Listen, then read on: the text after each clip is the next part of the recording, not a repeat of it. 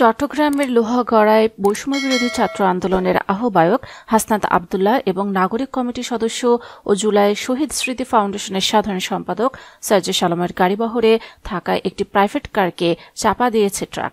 এতে প্রাইভেট কারটির সামনের অংশ ক্ষতিগ্রস্ত হয়েছে।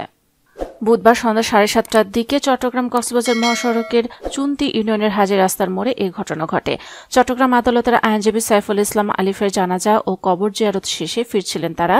এক ভিডিও বার্তায় বিষয়টি নিশ্চিত করেছেন বৈষম্যবিরোধী ছাত্র আন্দোলনের সমন্বয়ক রাফি। তিনি জানান, হাসনাত ও সার্জিস দুজনেই সুস্থ রয়েছেন। এদিকে লোহাগড়া থানার দায়িত্বরত এএসআই মোহাম্মদ আলেম দুর্ঘটনার খবর নিশ্চিত করে জানান, ট্রাকটি জব্দ এবং চালককে আটক করা হয়েছে। চট্টগ্রাম পুলিশের গোয়েন্দা শাখার অতিরিক্ত পুলিশ সুপার মোহাম্মদ রাসেল সংবাদ মাধ্যমকে জানিয়েছেন, হাসনাত ও সার্জিস ওই গাড়িতে ছিলেন না, তারা নিরাপদে আছেন। তাদের বহরের একটি গাড়িকে কক্সবাজারগামী ট্রাক চাপা দেয়।